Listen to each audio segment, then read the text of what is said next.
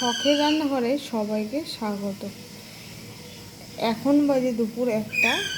দুপুরের মেনু আজকে কী কী হয়েছে সেটা দেখাচ্ছি। প্রথমে ইলিশ মাছ ভাজা,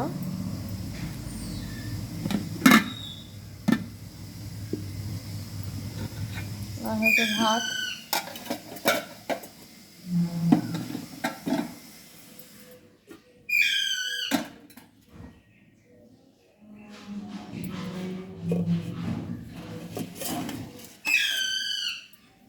এখানে হয়েছে একটা নিরামিষ তরকারি, আলু বেগুন কচু আর ডালের বড়া দিয়ে।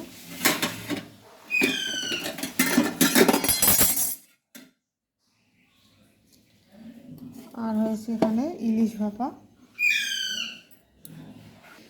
ইলিশ মাছের ভাপা।